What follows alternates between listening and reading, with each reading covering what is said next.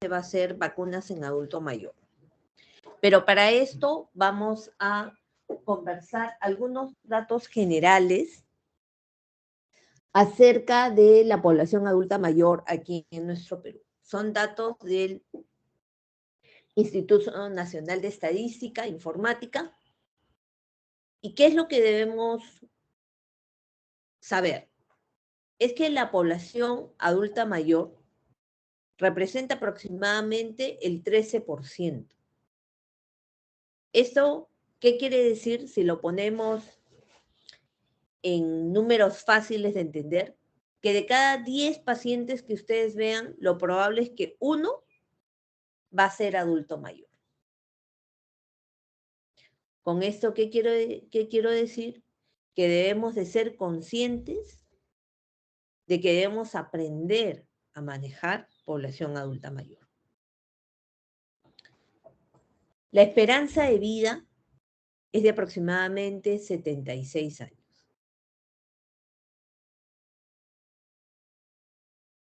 Casi el 40% de los hogares en el Perú tiene por lo menos a un adulto mayor.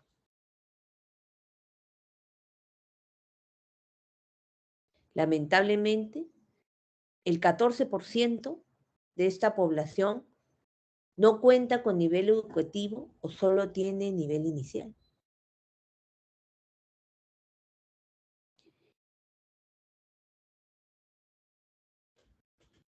El 17% no saben leer ni escribir.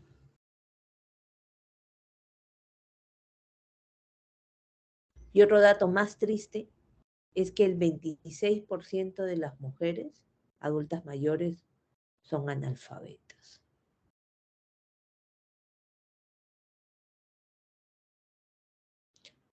¿Por qué creen que es importante saber este dato, doctores?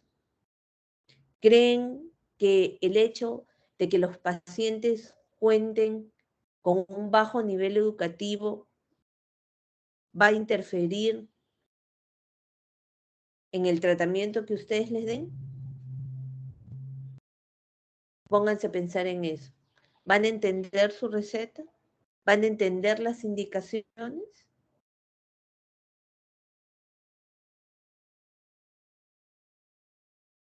¿Creen eso?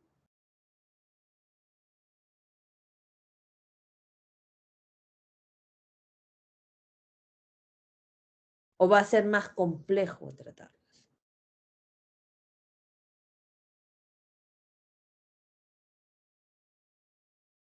Pónganse a pensar. Felizmente, hogares con agua potable por lo menos llegan al 91% en el Perú. Y casi el 30% de la población habla otro idioma diferente al castellano. Yo creo que en las universidades, aparte de pedir que la gente hable inglés, también debería aprender a hablar quechua. Bueno, es una opinión propia, ¿no? El 35% tiene afiliación a algún tipo de pensión. De los discapacitados en general, el 47% son adultos mayores, doctores.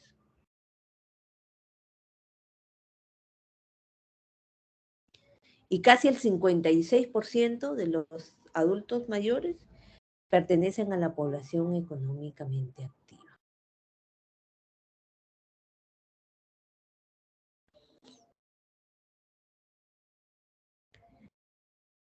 Esto, si bien es un dato un poco antiguo, pero es un dato directamente del Ministerio de Salud, ¿no? Donde veíamos cuáles eran las principales causas de mortalidad, ¿no? Donde hablaban de tumores como primera causa y después los casos de influenza y neumonía.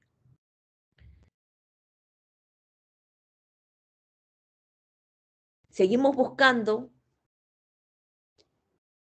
y encontramos cuáles eran los indicadores de vigilancia de infecciones respiratorias en el Perú.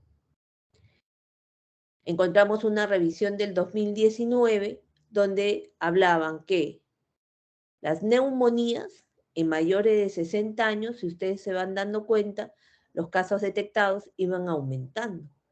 2017, 2018, 2019 estaban en aumento. Incluso el número de pacientes hospitalizados. Pero gracias a Dios, la tasa de letalidad y la de mortalidad estaban bajando.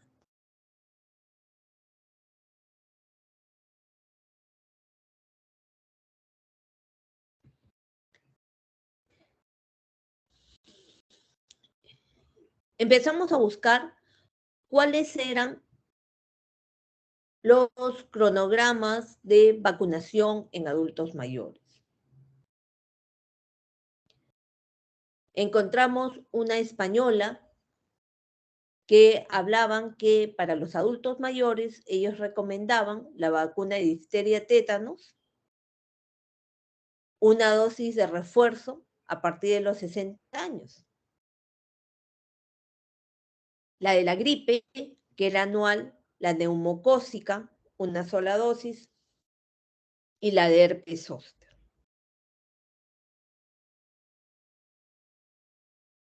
Seguimos indagando y encontramos la de Estados Unidos, la que sugiere la CDC.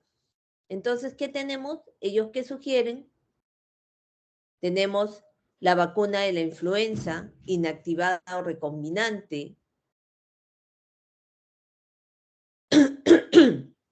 la vacuna de tétanos y difteria, la de herpes zóster, la neumocócica,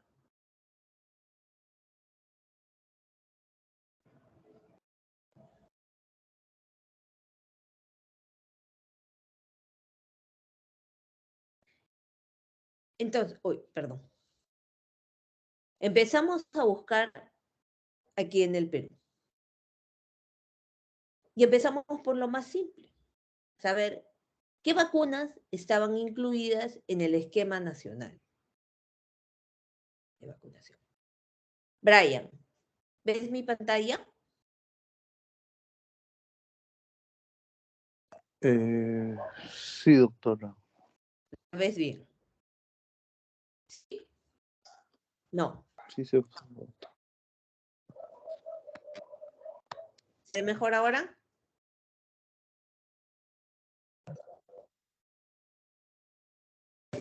Creo que ¿Sí? esa es la calidad. O sea, sí se nota vacuna BCG contra la hepatitis. Ok.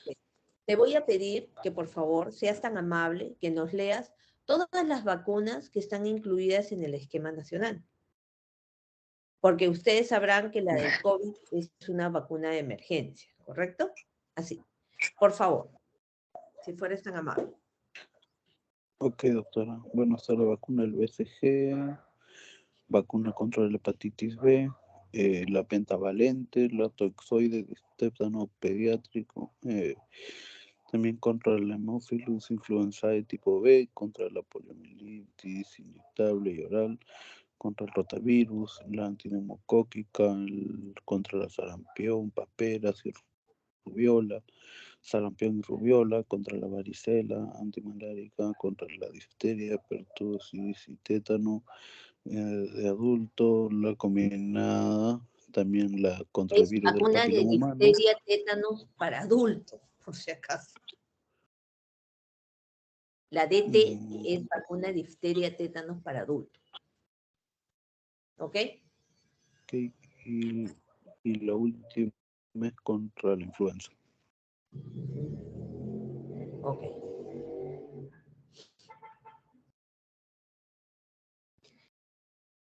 Seguimos revisando en la misma norma técnica de salud para el esquema nacional de vacunación. Entonces, ¿qué encontramos? Que para pacientes adultos mayores estaba considerado en el esquema nacional la vacuna de la influenza y la vacuna del neumococo.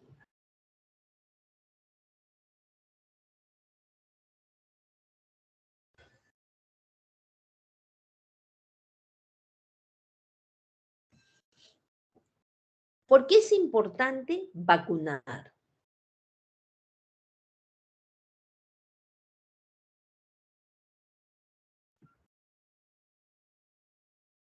Porque va a evitar, en general, enfermedades que puedan ser prevenibles por vacunación y obviamente de sus secuelas. Protege a la comunidad. Son estrategias costo efectivas, realmente importantes para la prevención primaria, doctores. Es un tema de salud pública.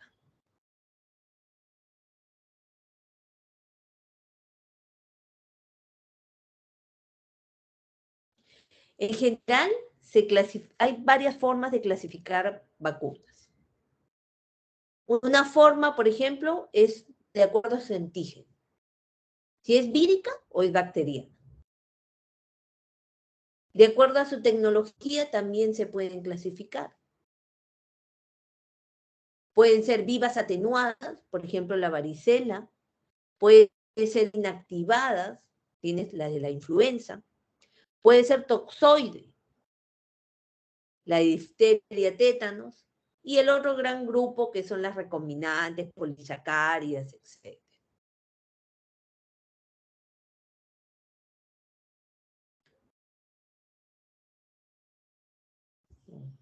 Algo ha pasado con ella.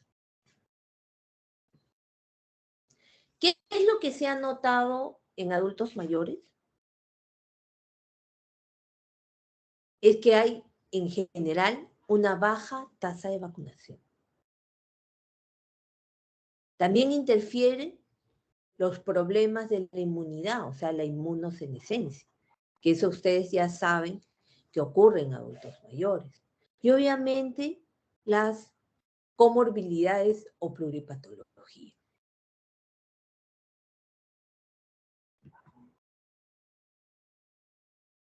Entrando directamente ya a lo que es vacunas. Empezaremos con la de la influenza. ¿Pero qué debemos recordar acerca de la influenza? Que casi el 85% de las muertes relacionadas a influenza se producen en personas mayores, doctores. Obviamente, el mayor porcentaje de hospitalizaciones va a ocurrir en este grupo.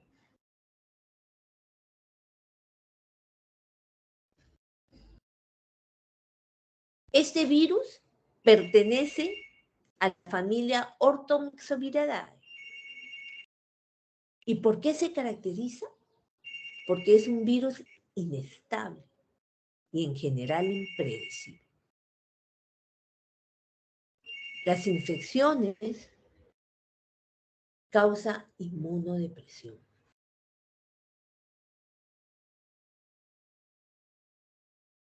Esta vacuna debe ser colocada de manera anual.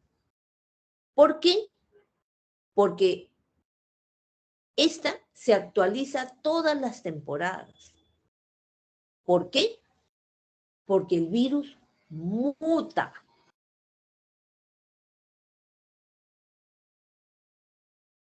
Y también porque la inmunidad va a ir disminuyendo a lo largo del tiempo. En general, los efectos secundarios suelen ser locales, ¿ya?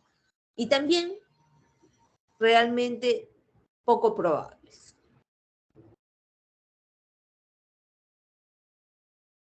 Hay vacunas que son las ideales para adultos mayores. Son las vacunas de dosis alta, que tiene 4 veces más antígeno, las vacunas que tienen coadyuvante y las recombinantes.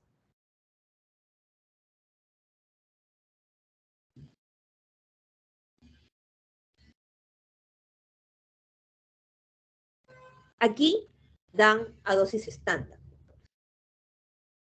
El Ministerio de Salud utiliza las vacunas que protege contra las cepas de influenza más frecuentes en Latinoamérica, que son la H3N2, H1N1 y las de tipo B. Y siempre recordar que hay que tener cuidado con los alérgicos al huevo. Entonces, seguimos buscando datos nacionales, adicionalmente, ¿y qué encontramos? Que en el 2019, ¿no?, la meta para adultos mayores de vacunas era esto, era llegar al 1.700.000. ¿A cuántos llegamos, doctores?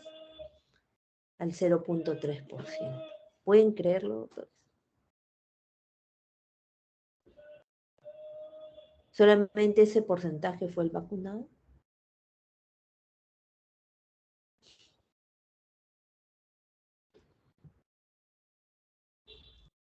Herpes zóster. ¿Qué debemos saber, doctores? Que 1 de cada 3 personas en la vida va a desarrollar herpes zóster.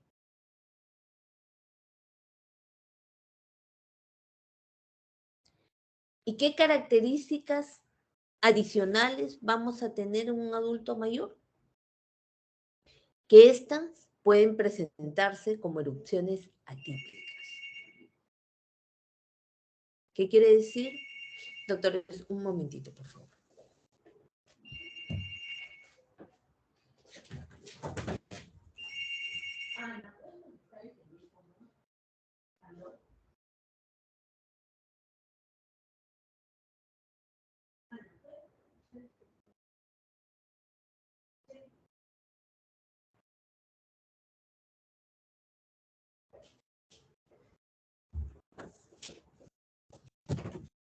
Perdón, doctores. Entonces, estas lesiones del herpes zóster suelen ser más extensas y muchas veces hemorrágicas o necróticas. El tiempo de erupción es mayor, donde el dolor se vuelve la complicación más frecuente, donde casi el 50% pueden permanecer con dolor más de un año, doctores. ¿Cómo es el dolor que te deja el herpes zóster? Es un dolor de tipo neuropático. Es la quemazón, el ardor.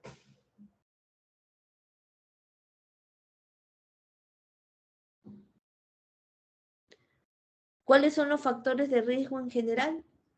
La inmunosenescencia y las comorbilidades. Por ejemplo, el EPOC, la insuficiencia renal, el cáncer.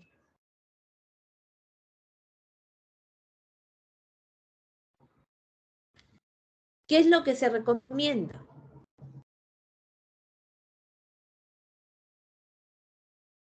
Que los adultos sanos de más de 50 años reciban 2 dosis de Shingrix, que es la vacuna más recomendada. La otra vacuna es la de Sotavance, que es una sola dosis. ¿Se acuerdan ustedes qué virus causa el herpes zóster, doctores?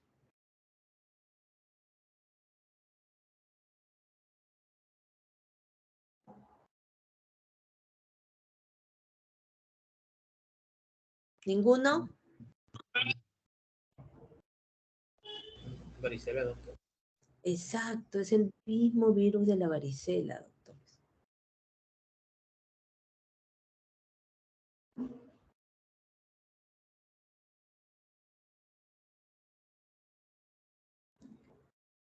Entonces, esta vacuna nos va a permitir reducir el riesgo de presentar zóster y obviamente el dolor que te causa la neuralgia posherpetética. Los efectos secundarios en general son pocos, doctores. Vacuna contra tétanos y difteria.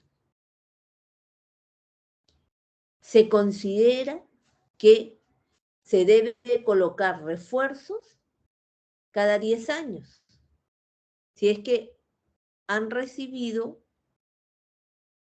su esquema completo de vacuna del tétano. Si es así, cada 10 años deben recibir su refuerzo. Y es una vacuna de tipo toxoide.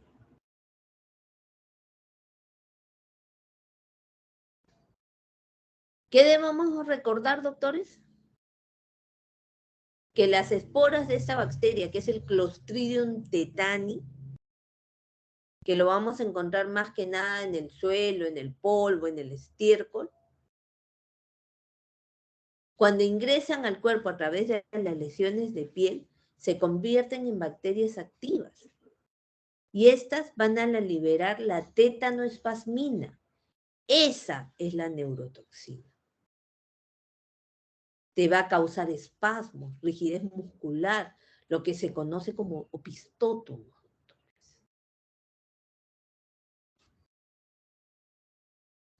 Y la parte de difteria, debemos recordar que esa enfermedad es causada por el Corynebacterium diphtheriae. Y esta toxina que se produce va a causar pseudomembranas, miocarditis, daño renal. ¿Ustedes se acuerdan, doctores, que en la época de la época más difícil de la pandemia, hubieron algunos casos de difteria? Es más, espero que se hayan vacunado contra la difteria, que hubo, ¿sí? Porque hubo una campaña de vacunación. ¿Todos se han vacunado, doctores?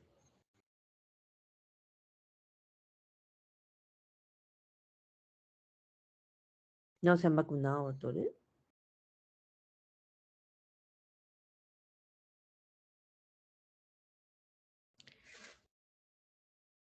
¿Ninguno se vacunó, doctores? No puedo creerlo.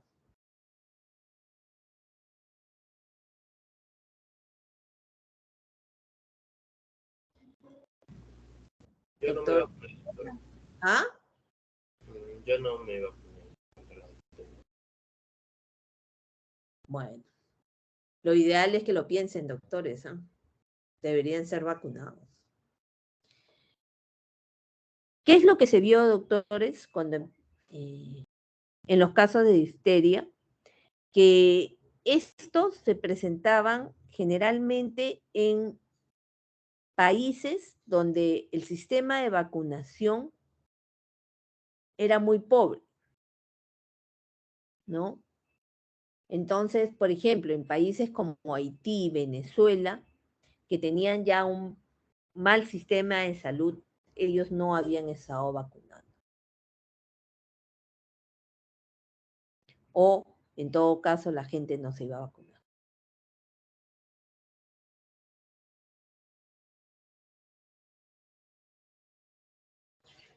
Los efectos secundarios igualmente, en general, son pocos y locales, doctores, en general. Neumococo. Las infecciones más frecuentes producidas por el neumococo son en general neumonía, meningitis, sinusitis y otitis. Esas muertes fulminantes que solían hablar las abuelitas, que te decían, sí, le ha dado una neumonía fulminante, le ha dado una neumonía fulminante. ¿Qué era lo que pasaba, doctores? Que a veces hay una respuesta inflamatoria que está aumentada y en general es inadecuada por parte del huésped. O sea, hace tal respuesta inflamatoria que el paciente se muere en pocas horas.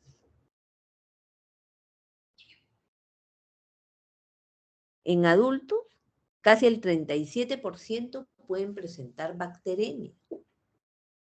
La mortalidad puede llegar a ser casi el 20% en adultos mayores. E incluso si ya hay bacteremia, puede llegar a ser el 60%. ¿Cuáles son los factores de riesgo para que una persona mayor haga enfermedad invasiva? Sus comorbilidades. Por ejemplo, cáncer. Y cuando estudiaron, vieron cuáles eran los factores asociados a mortalidad, era no tener vacuna. Obviamente el shock séptico, el ser adulto mayor en situación crítica. Y otro dato que a mí sí me parece muy importante, doctores, que se hizo un estudio en el Perú, donde se logró aislar el neumococo. ¿Y qué encontraron? Que casi el 80% de las cepas fueron resistentes a por lo menos un antibiótico. Y casi el 24% fueron cepas multiresistentes. Piensen, ¿es importante vacunar?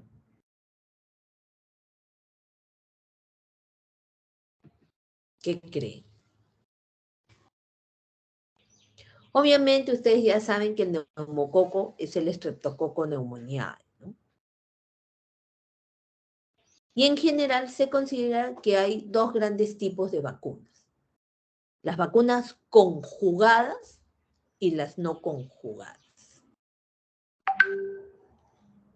Dentro de las vacunas no conjugadas, tenemos la vacuna de 23 serotipos, ¿ok? Que es una vacuna inactivada, ¿no? Donde, ¿qué se ha visto? Que la protección vacunal de ella es limitada. Y muchas veces va a requerir un refuerzo.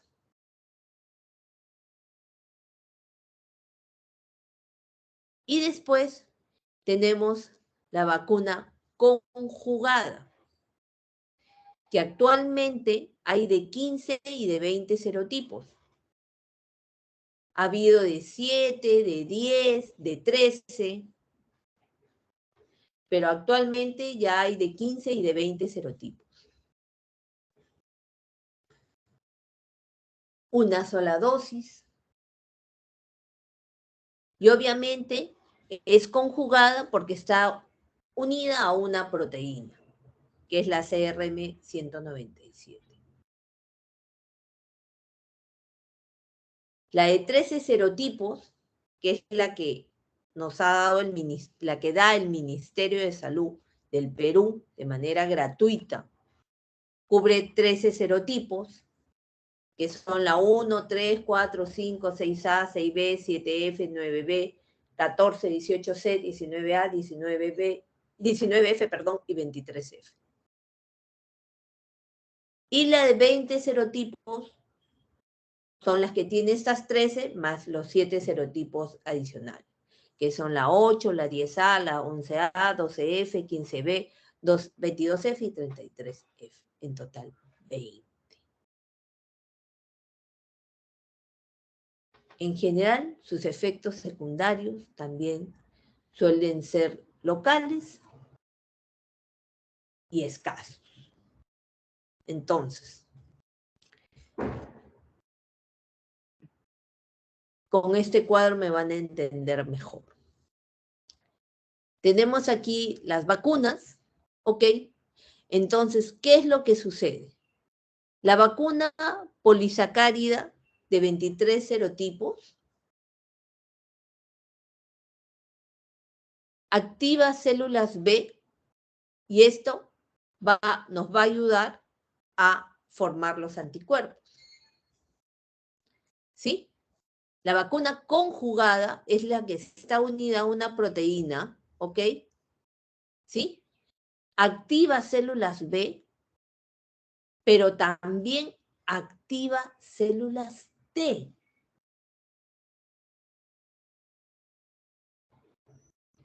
y te va a producir memoria inmune.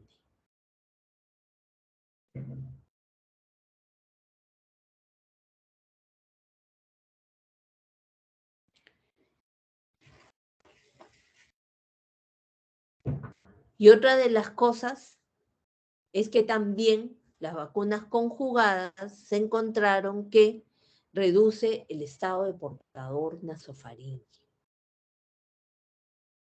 Recuerden, el neumococo, los portadores lo tienen en la nariz.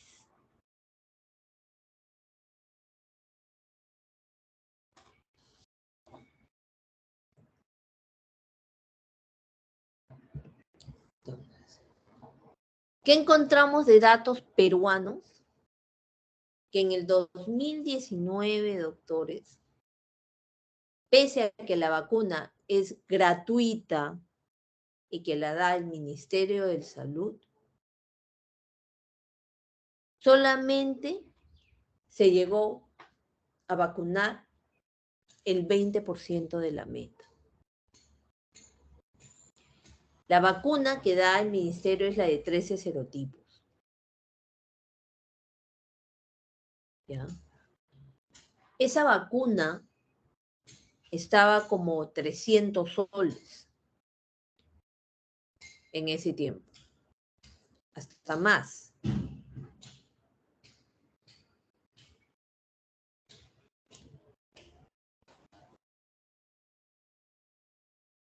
Y a pesar de que el ministerio lo daba gratis, solamente el 20% fue vacunado.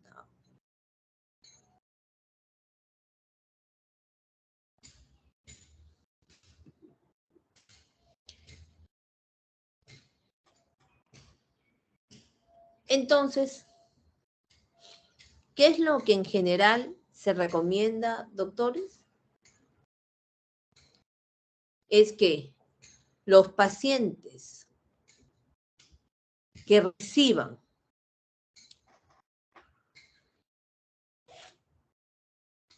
una vacuna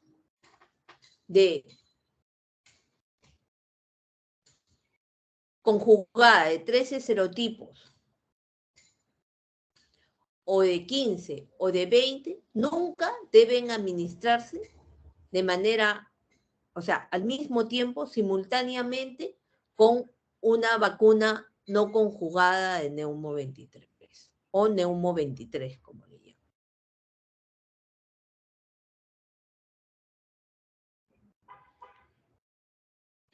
Y en general, según la CDC, ahora se considera que si tú te vacunas, porque ahora recuerden que ya hay 15 serotipos y de 20 serotipos, que si tú te vacunas con la de 15 serotipos, porque tienes alto riesgo de enfermedad neumocócica, entonces luego de ello debe ser administrada la vacuna de 23 serotipos.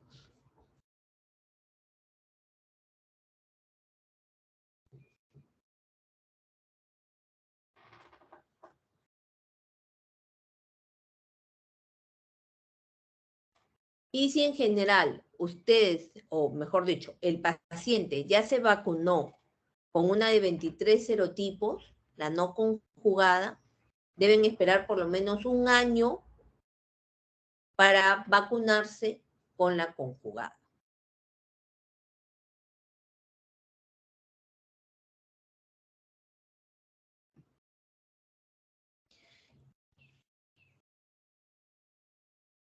Vacuna contra varicela, doctores, básicamente es adultos que no tengan antecedente de haber tenido varicela, que no tengan su carné de vacunación o que no tengan anticuerpos contra la varicela, ¿no? Básicamente para evitar la posibilidad de que puedan tener herpes zóster.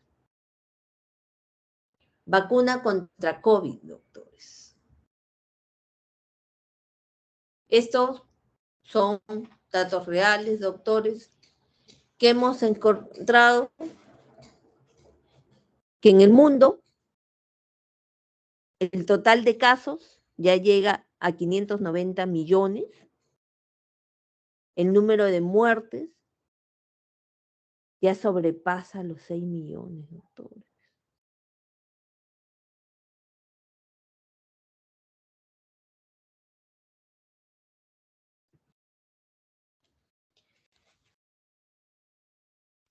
Datos peruanos, doctores. Total con 3 dosis, 20 millones de personas. Recuerden que somos casi 30 millones de peruanos. Total con 4 dosis, 4 millones.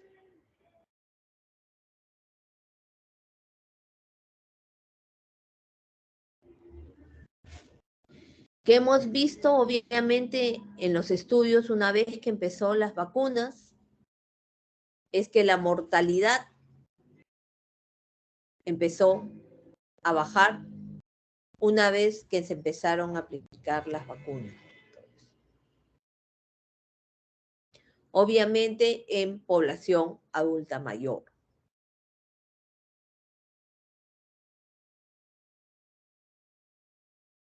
¿No? Vemos acá primera ola, segunda ola, tercera ola y cuarta ola, felizmente.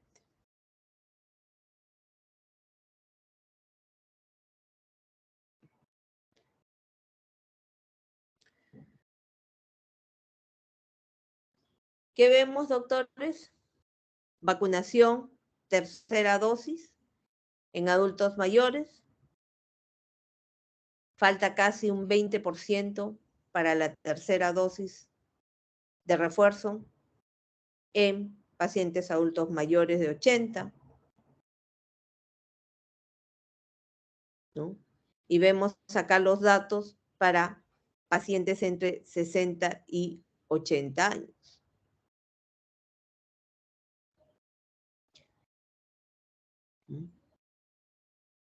Casi falta un 40%.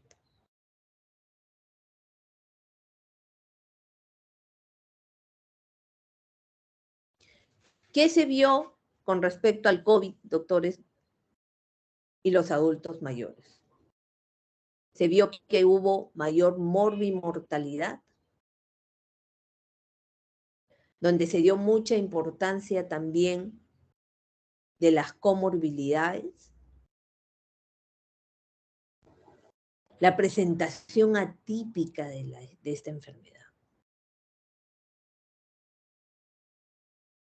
donde incluso se pudo manifestar como delirio o como deterioro funcional. Y hubo muchísimos problemas para la toma de decisiones. ¿Por qué? Porque muchas veces la edad por sí misma se convirtió en un factor para la toma de decisiones. ¿Quién iba a entrar a ventilador? Si el ventilador era un bien escaso y preciado, ¿a quién le ibas a dar el ventilador?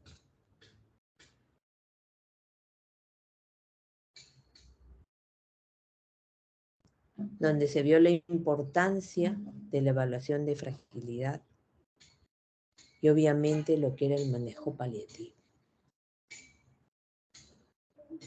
Porque si no lo ibas a meter a ventilador, tenías que darle por lo menos tratamiento paliativo, doctores. Ha sido muy difícil la pandemia. Ahorita lo que estamos viendo no es nada comparado con lo que hemos visto, los que hemos tenido que entrar a COVID. Donde tú solamente no veías a la gente con insuficiencia respiratoria, sino que también tenías que llamar y conversar con la familia.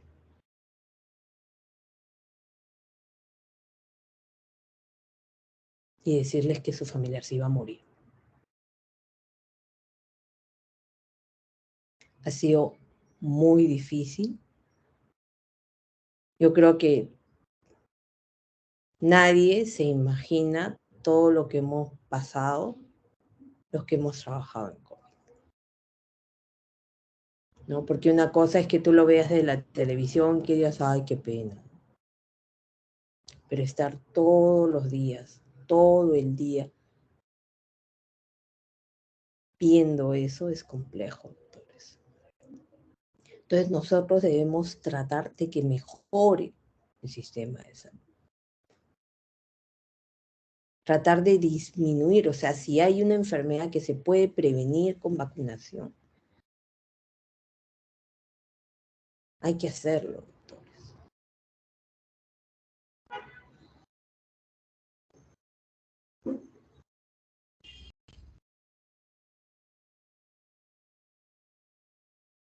Piensen, ¿no?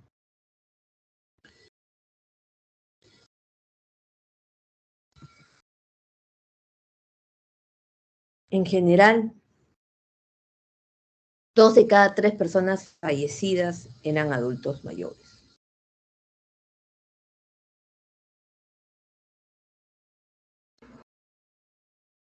El riesgo de presentar la forma grave del COVID-19 y fallecer aumentaba considerablemente con los años. Bueno, y la recomendación de vacunar a todos sin límite de edad, ¿no? Sin límite máximo de... Y como ustedes ya saben, hay 4 tipos de vacunas en general. Está la de vector viral, ¿no? Que es, por ejemplo, la de AstraZeneca, la Sputnik, la de ARN, ADN en general, que es la de Pfizer, la de Moderna, la de virus desactivado, que era la de Sinopharm, y las otras vacunas que están, bueno, en base a proteínas, ¿no? Que esas no han llegado mucho acá. En general, los efectos secundarios post vacuna tienen aumento de volumen, en general sin molestias locales, ¿no?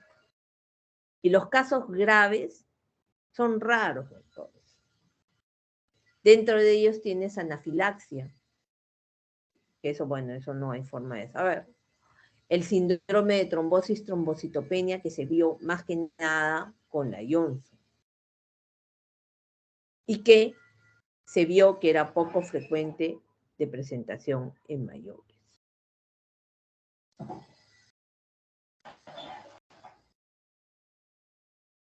¿Qué dice la CDC, doctores? Que la tercera dosis debe ser indicada a casi todas las personas que haya pasado al menos 5 meses luego de haber recibido la segunda dosis. Y en personas con inmunodepresión, al menos 3 meses. La cuarta dosis la recomiendan a partir de los 50 años.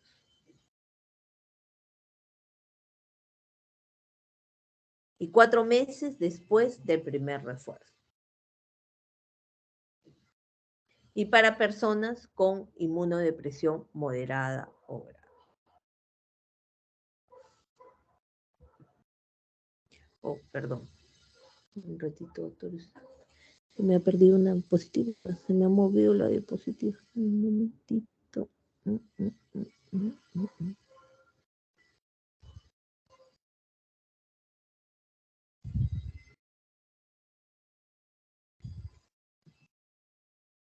Ya. Se me ha movido la diapositiva. ¿A quién se considera que tiene inmunosupresión, doctor? Pacientes con insuficiencia renal, con síndrome nefrótico, con inmunodeficiencias,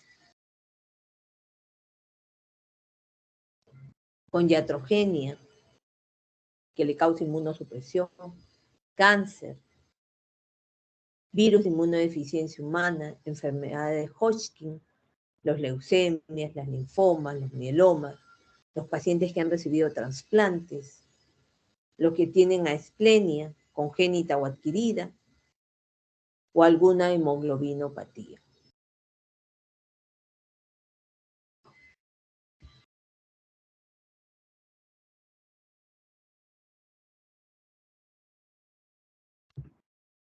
¿Qué debemos recordar? Que las enfermedades infecciosas te descompensan las comorbilidades. Te aumenta el riesgo de hospitalización. Te aumenta los gastos de bolsillo, doctores. Y en general, el hecho de que el paciente esté postrado ayuda a la pérdida de masa muscular. Casi entre el 2 al 3% por día, doctores, de postración.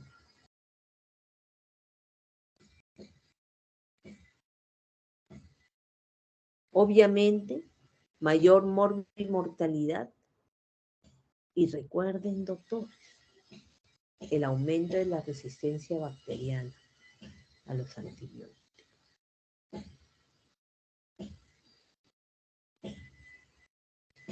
Y por último, doctores, hay un cuadro que a mí sí me parece importante que sepamos. Y esto es en general para lo que son las vacunas. Brian, ¿ves mi pantalla? Sí, doctor, limitaciones, presiones y ¿Crees tú aplicación de las que vacunas puedas en ser tan amable de poder leérnosla? Donde vamos a las hablar acerca de verdaderas, las verdaderas contraindicaciones de vacunas.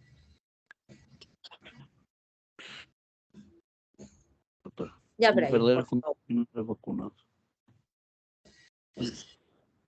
Vacunas de virus vivos no comprometidos, virus virusadas, vacunas frente a convivencia inmuno,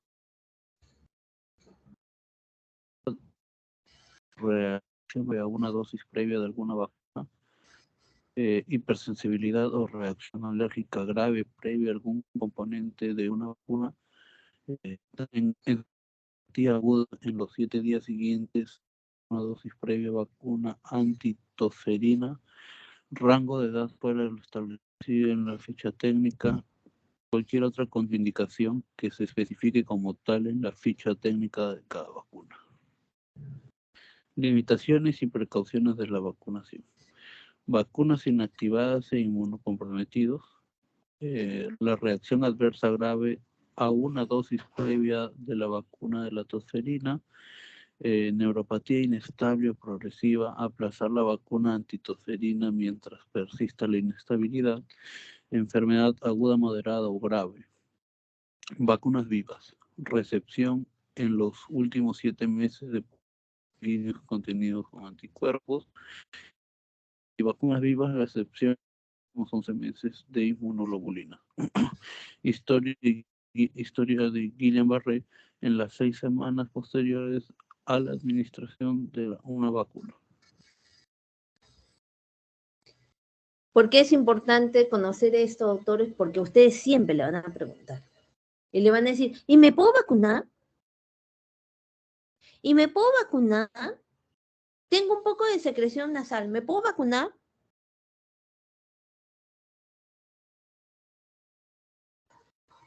Entonces ustedes, doctores, ya van a saber qué contestar.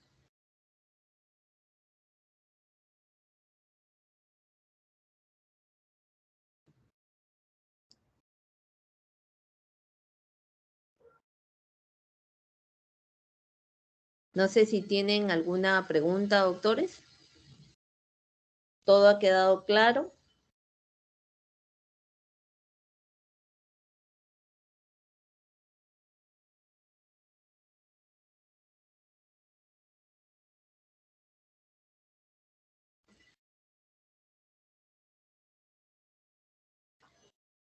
Supongo que sí, entonces.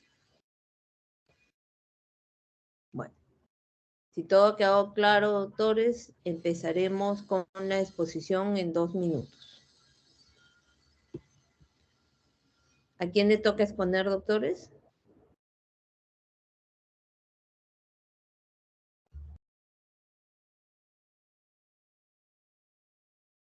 Doctor, ¿a quién le toca exponer? Creo que le toca al compañero Leonardo Pérez. Sí, doctora. En 2 minutos comparto las diapositivas. Muy bien, ok. Doctores, no se olviden de ir empezando, de ir completando su lista de medicamentos y revisando. No se olviden que en el examen también están incluidos preguntas sobre medicamentos y que el examen no es cancelatorio, doctores.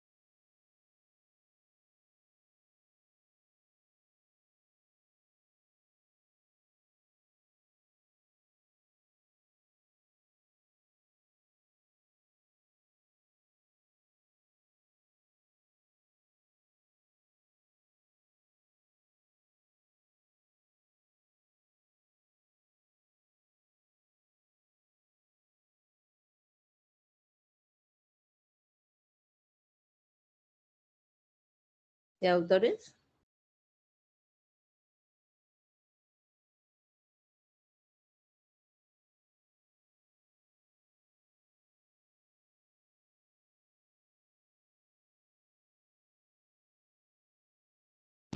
Sí, doctora, un minuto, por favor.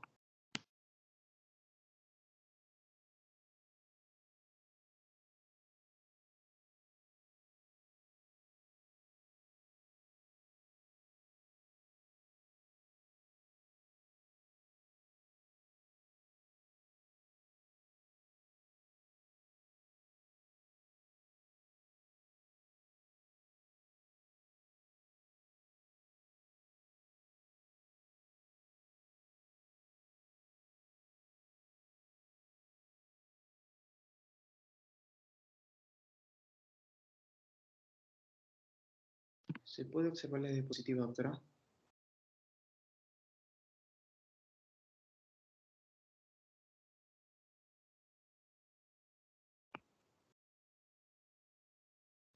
Sí, doctor. Sí se ve. Ok, doctora.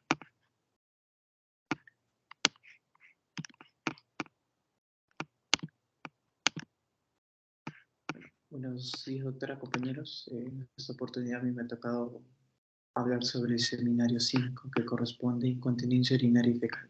Yo soy Pérez Acuña Leonardo. Primero vamos a empezar comenzando con la incontinencia urinaria, lo cual lo podemos definir, ¿no?, como la pérdida involuntaria de la orina en un momento y lugar no adecuado, en cantidades o frecuencias suficientes como para suponer un problema para la persona que la sufre, ya que esto, pues, de alguna manera puede provocar una limitación en su actividad, relaciones sociales y una decadencia de su calidad de vida. Hay que tener mucho en cuenta de que, pues, las personas afectadas, ¿no?, con esta incontinencia urinaria tienen la necesidad imperiosa, ¿no?, y repentina de orinar, ¿no?, pero que lamentablemente es incapaz de poder retenerla. Puede ser discreta en algunos casos, como en otras no. Y de alguna manera, pues, estos pacientes ya necesitan el uso de cierto tipo de compresas o empapadores. La prevalencia de la incontinencia urinaria es variable, ¿no? Cualquier tipo de incontinencia urinaria varía entre un 25 y 45%, pero principalmente en pacientes mayores de 65 años. En diferentes artículos nos comentan de que la incontinencia urinaria a nivel global se estima entre un 15 a 50%, principalmente en adultos mayores.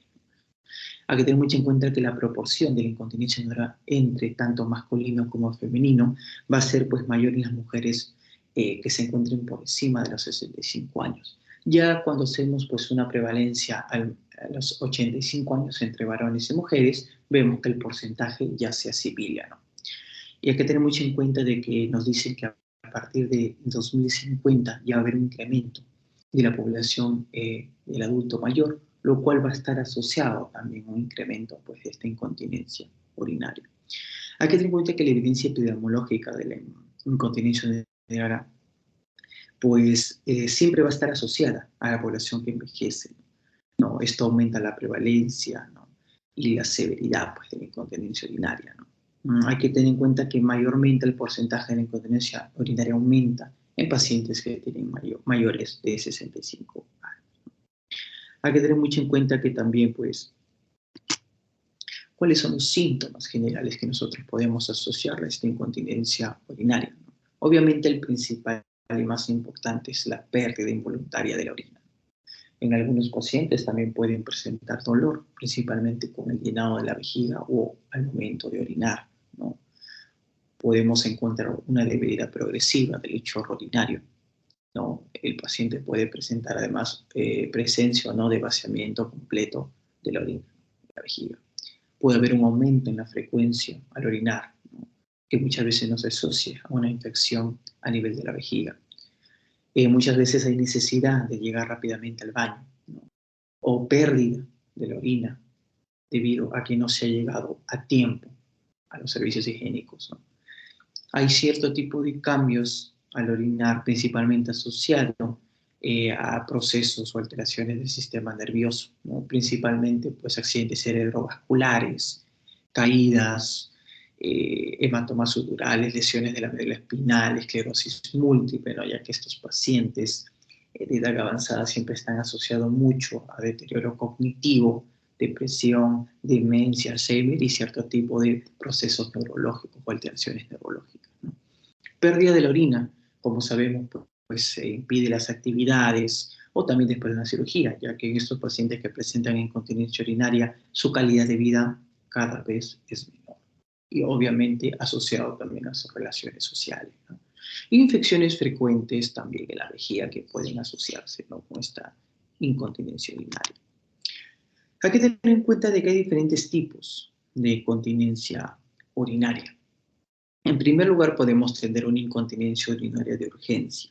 Como sabemos, es principalmente de etiología infecciosa, ¿no? Va a provocar una inflamación a nivel del epitelio interno vesical, lo cual va a ocasionar lo que se conoce como una hiperactividad muscular.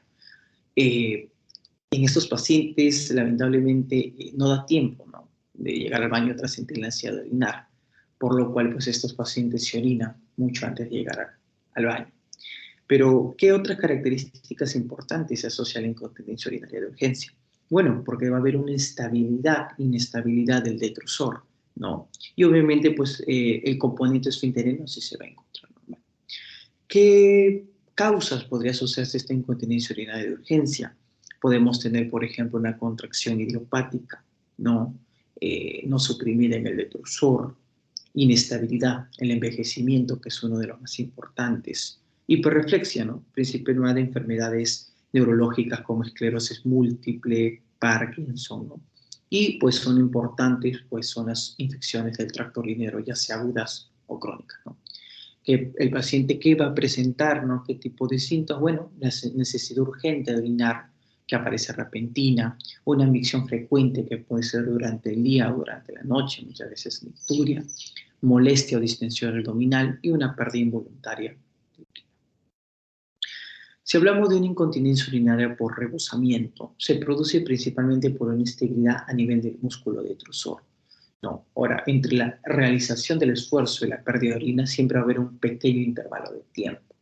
Este se asocia mucho pues, a la micción frecuente durante la noche, la nicturia, que lamentablemente pues, va a provocar que el paciente pues, se levante durante varias horas durante la noche.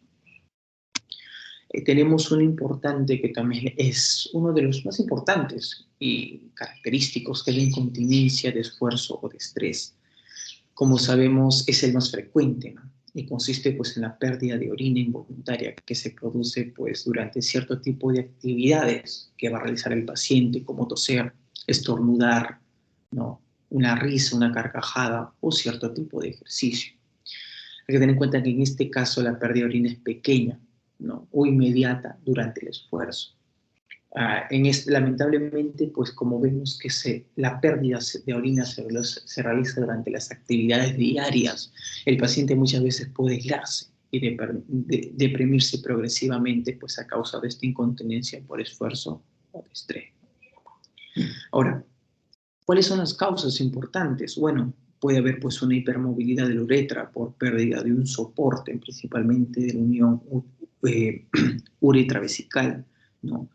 Pues esto puede ser un aumento de la presión intraabdominal, un desplazamiento de la vejiga o del cuello hacia afuera, una pérdida de orina, ¿no? Y también, sí, también puede haber una deficiencia intrínseca del esfínter uretral. Esto más que todo la incontinencia de esfuerzo de estrés asociada a la deficiencia intrínseca del esfínter uretral, que es una de las causas importantes. Mayormente se va a dar en mujeres de edad avanzada, ¿no? Mujeres que presenten pues hipoestrogenismo, cierto tipo de traumatismos, ¿no? Tenemos otro que también es importante tener en cuenta, que son las anomalías, ¿no?, las anomalías congénitas del tracto genital, ¿no?, como fístulas vesicovaginales, el acortamiento de la uretra, ¿no? Este tipo suele ser más común en niños, ¿no?, y el tratamiento pues siempre va a ser quirúrgico, por lo tanto, más que todo no se asocia mucho a los pacientes ancianos. Y tenemos una que es la incontinencia pisogena, que según los artículos es muy infrecuente, pero se produce principalmente por un esfuerzo inconsciente, por ello su prevalencia y su porcentaje de incidencia es casi nula. La incontinencia, también tenemos una incontinencia urinaria pues, mixta, ¿no? Esta más que todo es cuando el paciente, ¿no?, refiere a una sintomatología compatible ya pues, con dos tipos de con dos tipos de incontinencia urinaria, ¿no? Esta ya se asocia pues a una hiperactividad del detrusor y obviamente pues a un trastorno del sistema esfinteriano. Sus causas pues pueden ser obstructivas o en todo caso por una insuficiencia contráctil del detrusor. Esta insuficiencia contráctil del detrusor puede ser pues causa ya sea idiopático, secundario por cierto tipo de medicamentos, la diabetes, ¿no? Lesiones bajas a nivel de la vejiga y cirugías pélvicas radicales.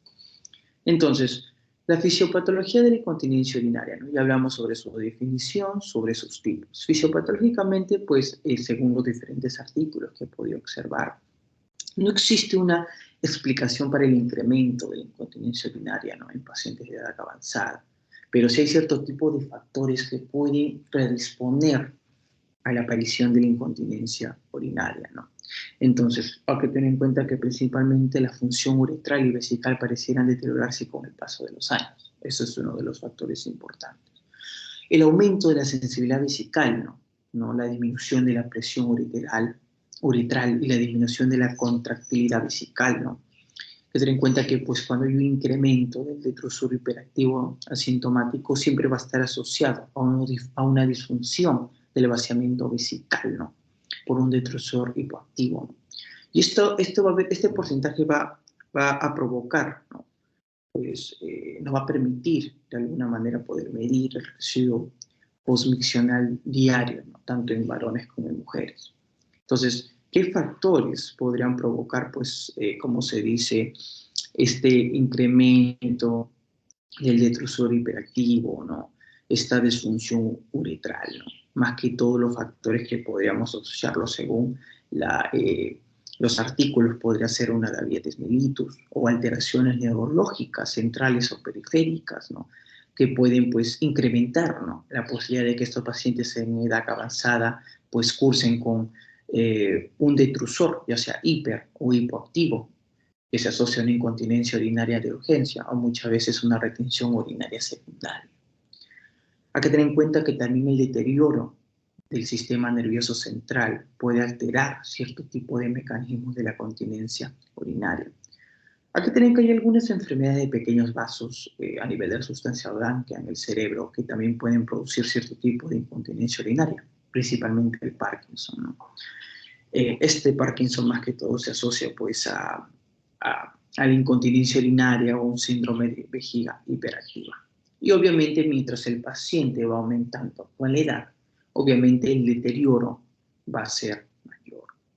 ¿Cuáles son los factores de riesgo que podríamos asociar a la incontinencia urinaria? Obviamente pues la edad avanzada, la obesidad, el estreñimiento, la movilidad reducida, la diabetes, el Alzheimer y fármacos diuréticos.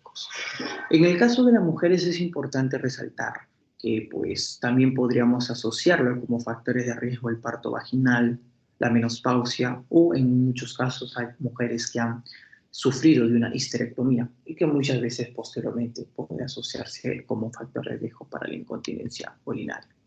Estos cuadritos me gustaron, los puse porque nos ayudan a ver qué tipo de factores con el tiempo podrían predisponer a que el paciente pueda sufrir de incontinencia urinaria, ¿no? Como sabemos, la diabetes mellitus mal controlada, un proceso metabólico que puede causar muchas veces poliuria, ¿no? Y podría provocar, o en muchos casos exacerbar, volver el proceso de incontinencia urinaria mucho más crónica, ¿no? Los trastornos articulares degenerativos, las enfermedades pulmonares crónicas, la insuficiencia cardíaca congestiva, ¿no? Que produce una producción de orina nocturna aumentada, lo que muchas veces contribuye a una nicturia y a una incontinencia urinaria. El hernia obstructiva del sueño, ¿no? Muchas veces una constipación severa o impactación fecal. Esto puede provocar una retención urinaria crónica, ¿no? Con una incontinencia urinaria por rebosamiento. Hay fármacos que también pueden predisponer, ¿no?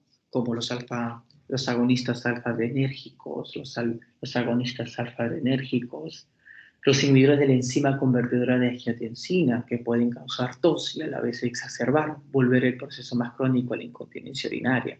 Los anticolinérgicos, ¿no? Los diuréticos como factores de riesgo importantes, ya que causan una diuresis forzada y precipitan la incontinencia urinaria. Los opioides, ¿no? Como sabemos, que casi se utilizan en la mayoría de procesos inflamatorios, pues pueden causar una retención urinaria, constipación, confusión, inmovilidad y muchas veces contribuir a la prevalencia de la incontinencia urinaria, ¿no? El diagnóstico. Y finalmente hay que tener en cuenta que el diagnóstico va a ser de 4 pilares importantes, ¿no? Siempre una correcta anamnesis, historia clínica, el examen físico, el estudio citográfico y el estudio urodinámico. Hay que tener en cuenta que estos siempre se deben completar y obviamente determinar con exámenes analíticos, exámenes de laboratorio y obviamente un diagnóstico correcto de imagen.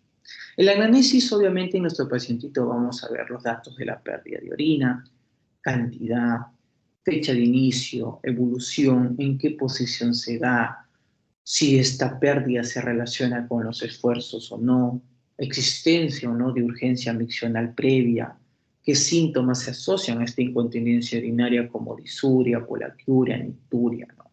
¿Qué vamos a preguntar además? La frecuencia de micción diurna y nocturna, que es importante, que nos podría pues entablar a qué tipo de incontinencia urinaria vamos a tratar, porque el tratamiento se va a basar según qué tipo de incontinencia urinaria y qué factores se encuentran asociados. ¿Qué más? El tiempo intermiccional, los antecedentes personales del paciente y obviamente una historia clínica completa para ver qué otras comorbilidades podrían asociarse a esta incontinencia urinaria. El examen físico es primordial porque vamos a comenzar con un examen abdominal, ¿no? Para determinar si existe la presencia de masas abdominales o de un globo vesical, ¿no? Siempre, pues, a continuación se va a realizar siempre, pues, una exploración neurológica para ver si existe algún tipo de deterioro cognitivo, ¿no? ¿Qué más?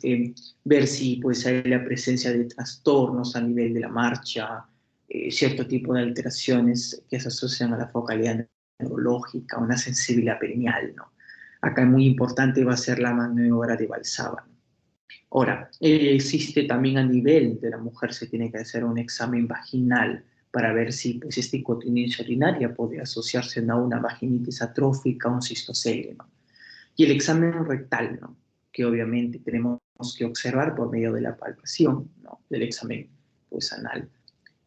Cómo se encuentra el tono del esfínter anal, ¿no? Podemos ocupar acá pues lo que se conoce como una ampolla rectal por heces o masas y obviamente ver el volumen y las características de la próstata, principalmente en pacientes varones.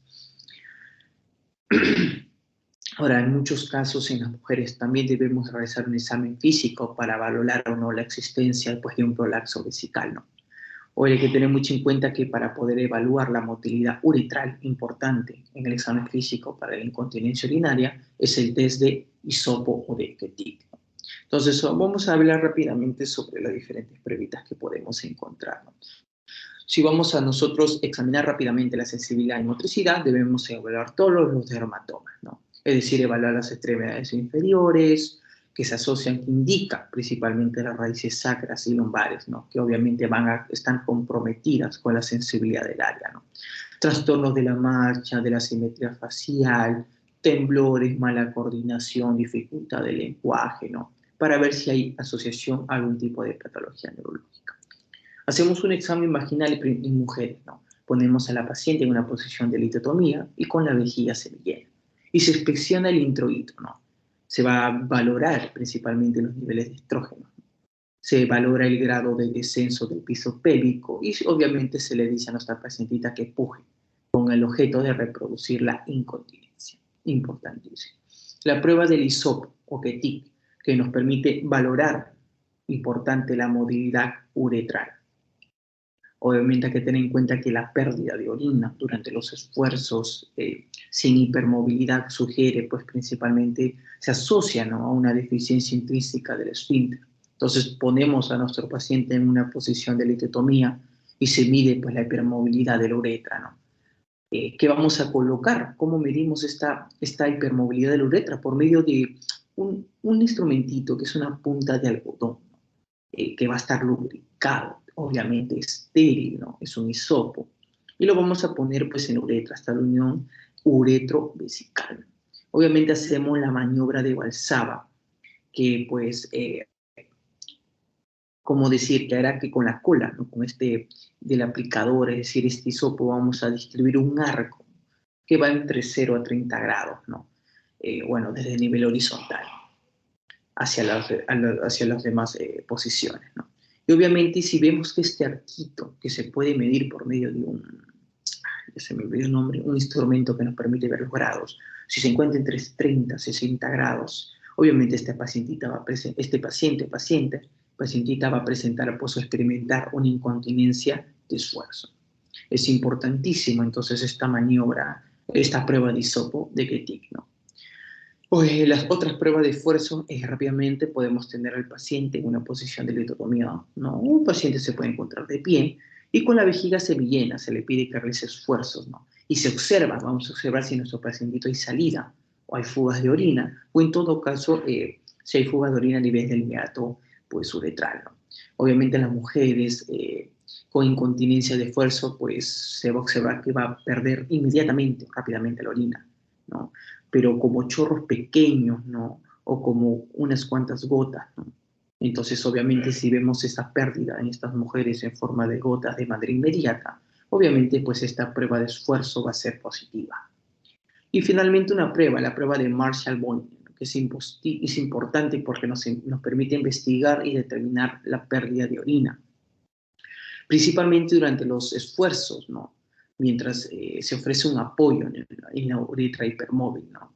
Ahora, obviamente que esta se realiza siempre inmediatamente después de que nosotros realizamos la prueba de esfuerzo, ¿no? Obviamente se van a utilizar como que unas pinzas, ¿no? De anillos para poder elevar la uretra y ponemos hasta la posición retropúbica, ¿no? Y así vamos a poder observar, ¿no? Pues si hay pérdida, ¿no? De orina, ¿no? Si vemos que la paciente se esfuerza, ¿no? Y el paciente decide si se retiene la orina en ese momento, ¿no? Entonces con esta pincita, como se dice, hacemos que se esfuerce, ¿no? Se hace un esfuerzo, la paciente hace un esfuerzo, entonces nosotros como examinadores decidimos si se retiene la orina en ese momento, pues la prueba es positiva.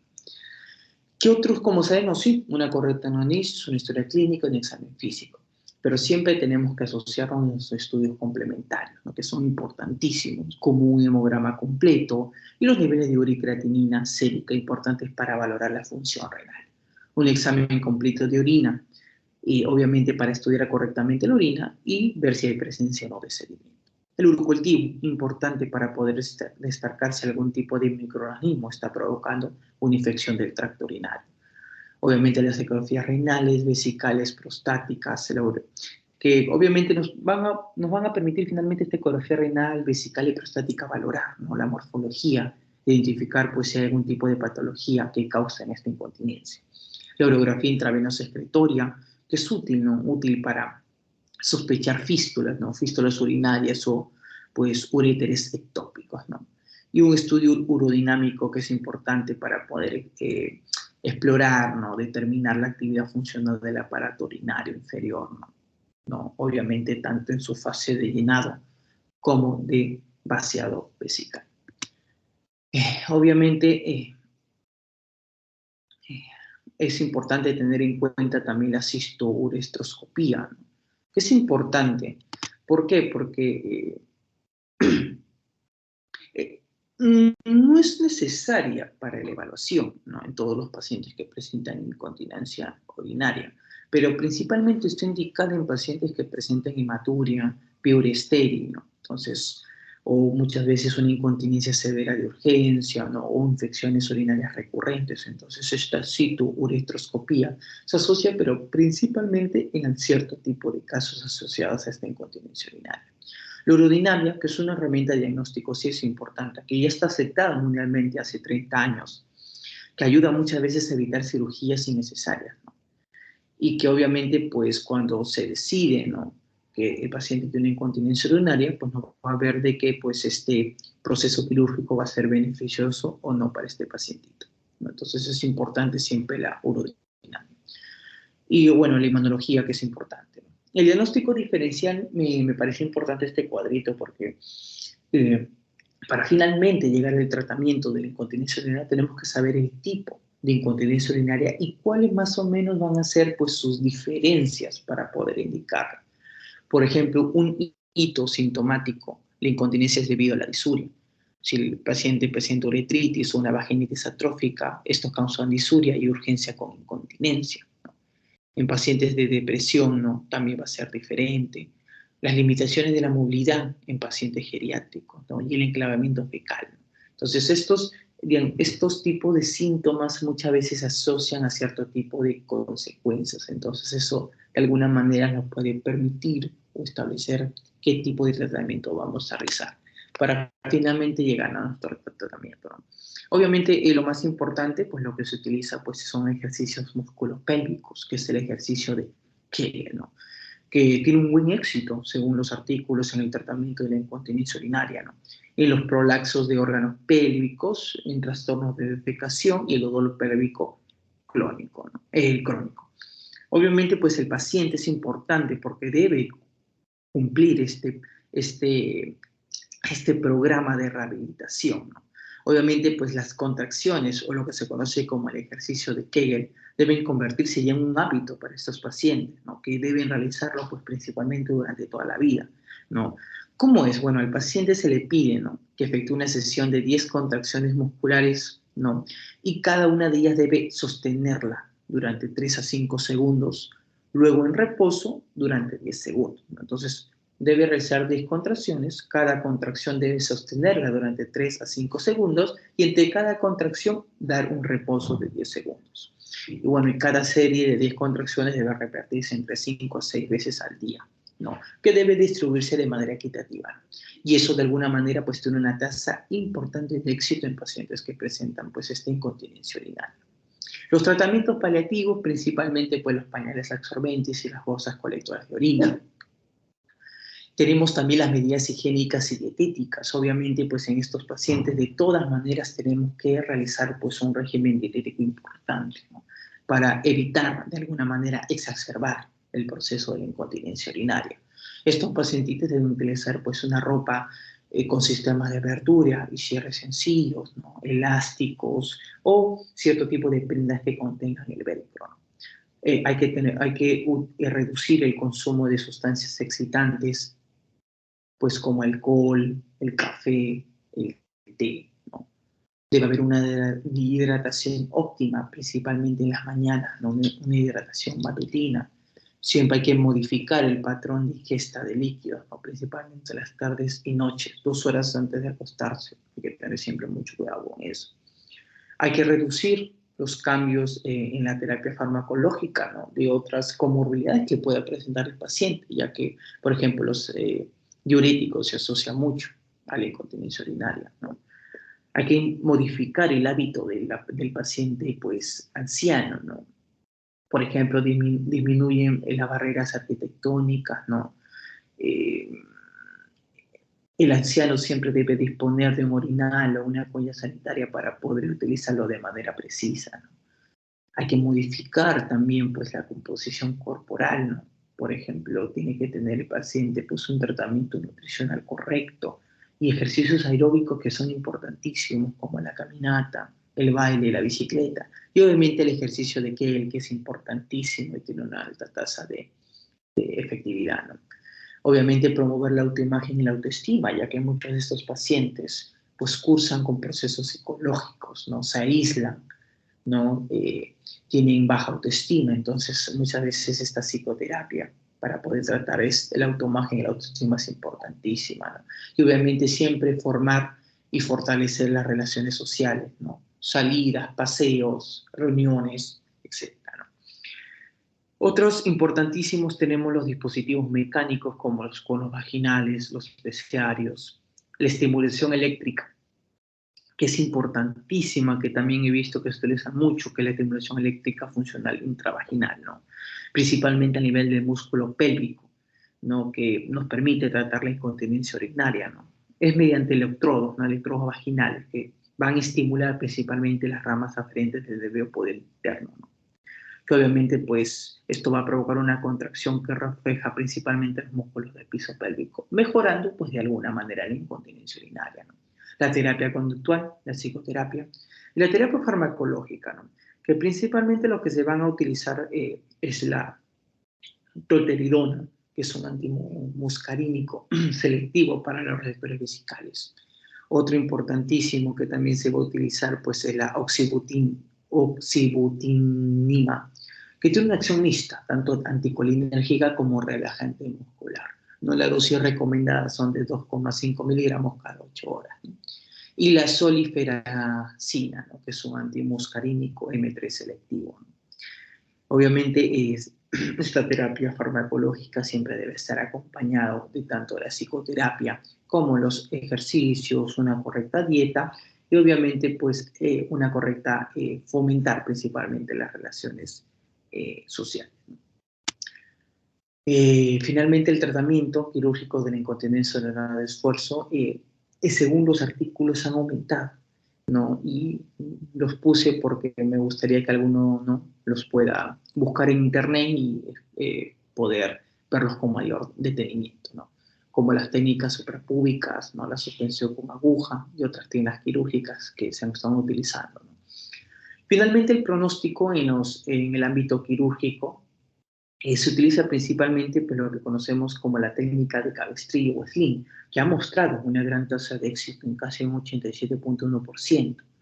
Es importante, va a depender mucho de qué material se encuentre esta técnica de cabestrillo, ¿no? Pues que es utilizado como un autólogo, ¿no?, una fascia sintética, ¿no?, respectivamente. Hay otras técnicas quirúrgicas, ¿no?, que también se están utilizando y además el tratamiento farmacológico como la BRE, pero lamentablemente la tasa de éxito son muy pocas, ¿no?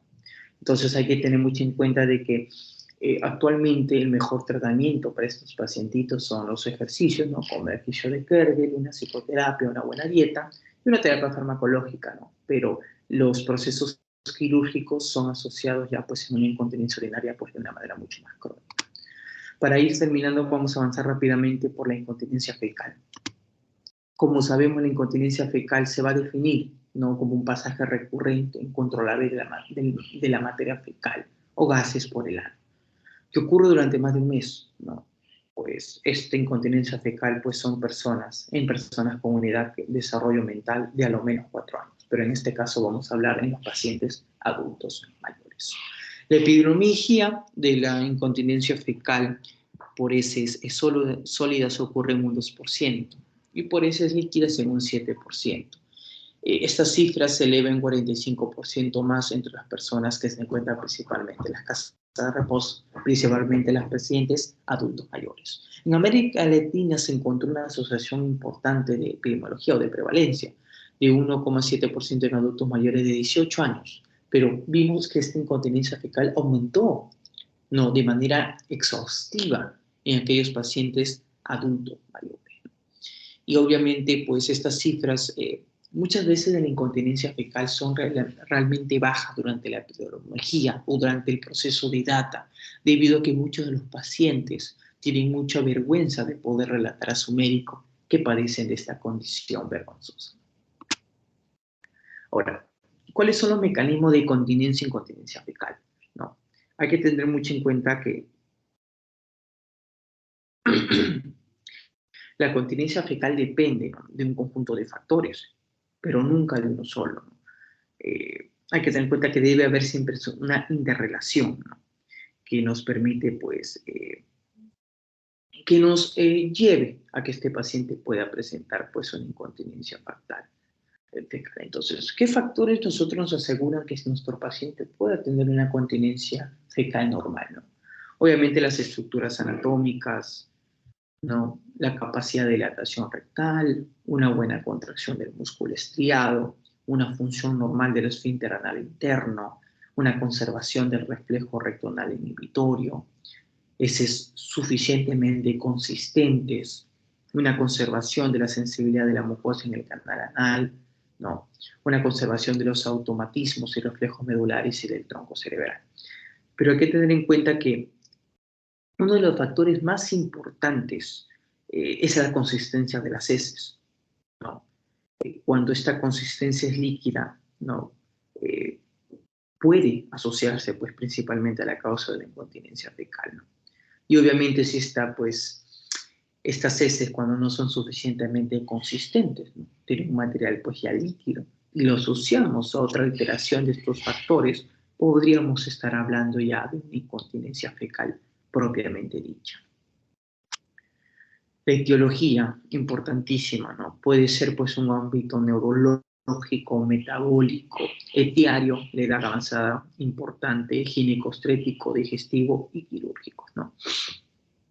En alteraciones asfenterianas tenemos las lesiones musculares, traumatismos ostrésticos, traumatismos quirúrgicos, traumatismo perineal accidental, lesiones neuronales como traumas ostrético, descenso perianal, un prolapso rectal, ¿no? Muchas veces la esclerosis múltiple, la diabetes mellitus, lesiones lombosacras y traumatismos espinales. Tener mucho en cuenta que tanto la esclerosis múltiple como la diabetes mellitus se encuentra pues tanto en la incontinencia fecal como en incontinencia urinaria como factores predisponentes de la incontinencia urinaria fecal. Entonces es importante conocer un manejo completo de estas dos enfermedades, ¿no? Y obviamente pues la edad avanzada, ¿no? Debido a que pues mientras va pasando el tiempo va a haber una disminución del tono del esfínter anal interno y pues una disminución en la elasticidad del recto. De alguna manera pues puede predisponer a esta incontinencia fecal. Alteraciones colorectales, ¿no? Enfermedades inflamatorias intestinales, un colon irritable y cierto tipo de tumores rectales o a nivel del canal anal. Y pues ginecostrética es importante en el parto, ¿no? Ya que muchas veces puede haber un riesgo de una lesión del esfínter anal, ¿no? La multiparidad y la episiotomía, que muchas veces se asocia a la incontinencia fecal, principalmente en pacientes femeninas. El diagnóstico, obviamente, debe ser interrogatorio. Debemos ver la duración, la frecuencia de los episodios de incontinencia fecal, qué cantidad de materia fecal, su relación o no con la ingesta, qué síntomas están acompañados con esta incontinencia fecal, como dolor, ¿no? La urgencia, calambres abdominales, hemorragia, sensación rectal de vaciamiento, etcétera, ¿no? Obviamente, pues debemos interrogar a nuestro paciente qué tipos de patologías presenta o qué comorbilidades como diabetes mellitus, síntomas neurológicos, cierto tipo de consumo de fármacos, si ha tenido un episodio de radioterapia previa, ¿no? Siempre hay que pues, evaluar también la protusión, ¿no? La protusión de la masa durante el pujo, ver si hay presencia o no por medio del tacto rectal, la expresión física, si hay hemorroides avanzados, algún tipo de prolapso rectal mucoso o total. En las mujeres es importante la historia obstétrica, ¿no? Porque nos permite ver pues, el número, ¿no? de partos vaginales, si el parto ha sido prolongado, si se utilizó o se realizó, o el médico a cargo usó el forceps y de alguna manera pudo ver un desgarro perianal, es de vital importancia, ¿no? Para el diagnóstico de esta incontinencia fecal. Ya el examen físico obviamente pues incluye una inspección perianal, un tacto no rectal, vaginal y un examen perianal. Obviamente pues una evaluación neurológica importante, ¿no? Obviamente el tacto rectal siempre va a ser esencial en este caso para la búsqueda de algún tipo de masa, ¿no? Para ver también la consistencia de las heces, ¿no? Obviamente pues el tono, ¿no? del esfínter anal en la exploración física debe evaluarse tanto en reposo y también en contracción. Ahora, hay que tener mucho en cuenta que una vez que nosotros ya realizamos correctamente nuestro interrogatorio, anamnesis, historia clínica y examen físico, podemos, este artículo me mostró que podemos tener un cierto tipo de división, de dividir en diferentes tipos a la incontinencia fecal. Podemos clasificarlo en 4 subtipos y de alguna manera ayudarnos para el tratamiento, ¿no? En primer lugar, pues, ¿cuáles son los 4 subtipos que podemos encontrar en incontinencia durante el diagnóstico clínico? Una incontinencia pasiva, que se define como la pérdida involuntaria de heces o gases sin que el paciente se dé cuenta. Una falla principalmente en el esfínter interno. Una incontinencia de urgencia, cuando el paciente activamente trata de retener la pérdida de disposiciones. Principalmente es una falla del esfínter externo. Una incontinencia mixta, una combinación pues, de ambas, tanto de una incontinencia pasiva como una incontinencia de urgencia, donde ya vamos a ver una falla tanto a nivel del esfínter interno como externo. Y una incontinencia ensuciamiento, ¿no? Que principalmente se entiende como el manchado, ¿no?, de la ropa interior, que se sigue una evacuación normal. Entonces, de alguna manera, pues esta clasificación de estos 4 subtipos nos podría ayudar de alguna manera para el tratamiento. Ahora, si queremos ver la severidad, hay una clasificación, según se clasifica ya sea pues en mayor, ¿no?, que es la pérdida involuntaria de deposiciones sólidas, o pues menor, cuando la pérdida del control es de gas o líquido. Y hay diferentes scores que nos permiten evaluar también el grado de incontinencia, ¿no?, como el score de Wechsler, que pues evalúa el grado de incontinencia, así como pues este grado de incontinencia fecal afecta, ¿no?, o produce un efecto negativo en la calidad de vida de nuestros pacientes.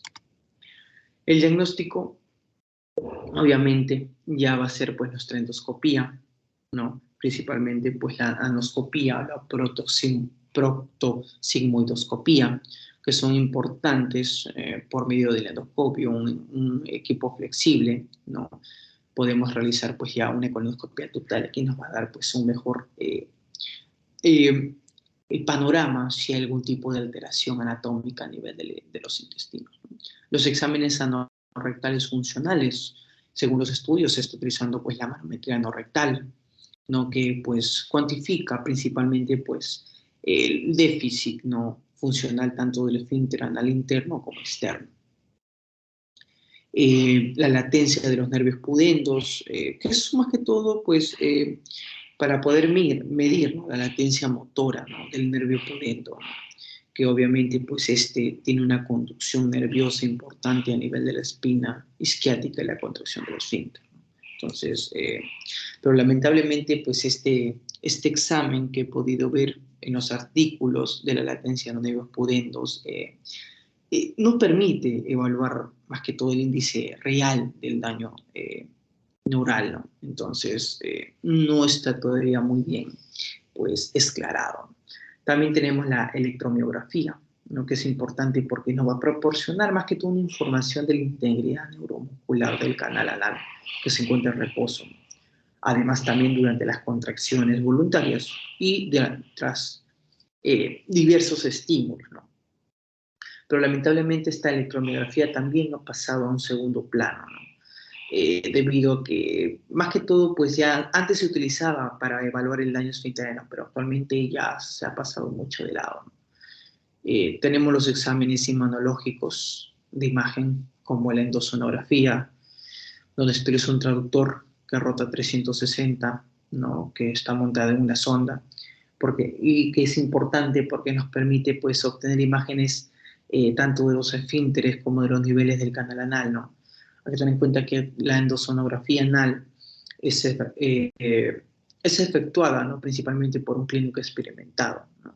Y es importante porque su tasa de efectividad, de especificidad es casi 83 a 100%, ¿no?, principalmente para poder detectar defectos en los esfínteres. Entonces, según los estudios, la endosonografía pues, anal es un examen fundamental para poder evaluar a estos pacientes que presentan incontinencia fecal. Y la defecografía, que puede ser pues, no convencional o por resonancia magnética, ¿no?, que pues su utilidad en los estudios, en los ensayos clínicos, no está todavía muy bien establecida, ¿no? Entonces, por lo tanto, la endosonografía, al igual que endoscopía, sigue siendo dos pilares importantes para el diagnóstico de esta incontinencia fecal.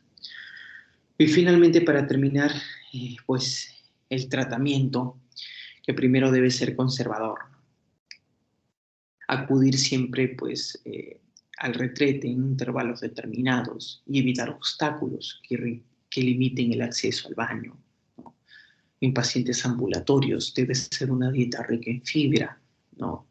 Y bueno, y que se recurra pues a enemas en quienes no evacúen 2 a 3 días, ¿no?, que presenten un estreñimiento ya prolongado, ¿no? Ya podrían emplearse enemas para poder pues de alguna manera mejorar, ¿no? La calidad de vida de estos pacientes. Pero ten en cuenta que el tratamiento de la incontinencia fecal pues siempre se debe ajustar, ¿no?, a la ansiedad del paciente, ¿no? Y esto depende más que todo del diagnóstico que nosotros vamos a tener anteriormente, ¿no? Ahora, como sabemos, obviamente los grados menores de incontinencia fecal siempre van a estar, se benefician con un manejo conservador, pero ya si vemos síntomas mucho más severos, ¿no?, que ya pues que están causados, ¿no?, ya por una ruptura de los mecanismos esfinterianos, ya se requiere pues terapias mucho más agresivas, ¿no?, como terapias farmacológicas o muchas veces quirúrgicas, ¿no? Obviamente el primer paso importantísimo para el tratamiento de la incontinencia fecal pues va a ser, sí, los conservadores, ¿no? Pero si vemos también la dieta, ¿no? La dieta es importantísima para poder regular el tránsito intestinal, ¿no?, y de alguna manera evitar los episodios diarreicos, ¿no?, y muchas veces la formación de los fecalomas, ¿no? Ahora, hay que tener mucho en cuenta de que también farmacológicamente la farmacoterapia es importante, pero se va a reservar, ¿no?, generalmente para los pacientes con diarreas mucho más persistentes, ¿no?, que ya no responden a los manejos conservadores, ¿no? Se utiliza pues ya la administración del loperamida, ¿no?, cuando la incontinencia se presenta casi siempre por la noche, ¿no? Y la colestiramida, ¿no?, que puede ser eficaz principalmente con problemas en la absorción, ¿no?, que es la actuación deficiente de los ácidos biliares, ¿no? Pero ¿por qué la loperamida, ¿no?, se utiliza mucho en la incontinencia fecal? Porque mejora, según los artículos, la presión del esfínter anal interno, ¿no? Su uso debe ser de 30 minutos antes de las comidas, siendo así de 2 a 4 miligramos, hasta 16 miligramos por día, ¿no? Es lo máximo y obviamente pues esto reduce la incontinencia de manera favorable. Y finalmente la cirugía, como sabemos, el manejo quirúrgico es un proceso mucho más complejo, ¿no?, la que lamentablemente pues tiene riesgos, tiene fracasos y complicaciones, ¿no? Actualmente no hay ninguna intervención quirúrgica en la incontinencia urinaria que dé un 100% de cura. Por lo tanto, es importante el consentimiento obligatorio y especial, ¿no?, relevancia para los pacientes, ¿no?, el consentimiento informado. Podemos encontrar una estimulación eléctrica en el esfínter anal o el implante, ¿no?, de un esfínter anal artificial, que se puede obtener un control de hasta un 92%, pero también pues durante el proceso puede haber cierto tipo de efectos adversos. Según un estudio que vi, pues se ha realizado estudios sobre el esfinteroplastía, ¿no?, que es la reparación directa, ¿no?, en estos pacientitos, ¿no?, del esfínter anal externo, ¿no?, asociado siempre pues a la endosonografía, ¿no? Pero el éxito reportado con esta técnica es de un 70-90% a corto plazo, ¿no? Pero lamentablemente pues disminuye, ¿no?, en un 50% cuando ya pues se evalúa en pacientes que ya tienen una incontinencia pues fecal de mayor cronicidad. Eso sería todo, doctora, y espero que no haya sido. Ok, bien, doctor. Doctores, ¿alguna pregunta?